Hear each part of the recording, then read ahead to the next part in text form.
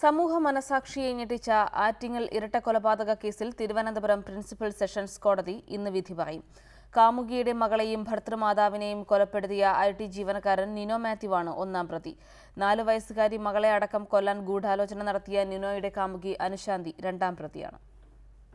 2014 April 16-നാണ് Kerala മനസാക്ഷി ഞെട്ടിച്ച കൊലപാതകം നടന്നത്. ടെക്നോ പാർക്കിലെ ജീവനക്കാരനായ നിനോ മാത്യുവും കാമുകി അനുശാന്തിയും ഒരുമിച്ച് ജീവിക്കാൻ വേണ്ടി നടത്തിയ ഗൂഢാലോചനയുടെ ഫലമാണ് കൊലപാതകമെന്നാണ് പോലീസിന്റെ കുറ്റപത്രം. ഇതിനായി 2014 ജനുവരി മാസത്തിൽ അനുശാന്തി തന്റെ വീടിന്റെ സമഗ്രമായ ദൃശ്യങ്ങളും വീട്ടിലേക്കെത്താനുള്ള വഴികളും മൊബൈൽ ക്യാമറയിൽ പകർത്തി നിനോ മാത്യുവിന് കൈമാറി. തുടർന്ന് 2014 ഏപ്രിൽ 16-ന് കൊല നടത്താനായി നിനോ മാത്യു അനുശാന്തിയുടെ വീട്ടിലെത്തി.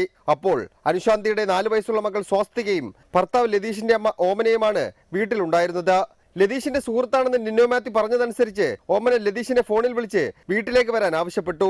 ഇതിനിടയിൽ നിനോ 4 വയസ്സുള്ള കുഞ്ഞിനെയും ഓമനയെയും വെട്ടിക്കൊലപ്പെടുത്തി. തൊട്ടു പിന്നാലെ വീട്ടിലെത്തിയ ലതീഷിന്റെ മുഖത്ത് മുളകുപൊടി വിതറിയ ശേഷം വെട്ടിക്കൊലപ്പെടുത്താൻ ശ്രമിച്ചെങ്കിലും ലക്ഷ്യം തെറ്റിയതിനാൽ കഷ്ടിച്ച് രക്ഷപ്പെടുകയായിരുന്നു ലതീഷ്. ലതീഷിന്റെ മൊഴിയുടെ അടിസ്ഥാനത്തിൽ കൊല നടത്തിയ ലിനോയെ തിരിച്ചറിഞ്ഞ പോലീസ് അന്ന് രാത്രി തന്നെ ഇയാളെ പിടികൂടിയിരുന്നു. തൊട്ടു പിന്നാലെ അനുശാന്തിയെ പോലീസ് അറസ്റ്റ് ചെയ്തു.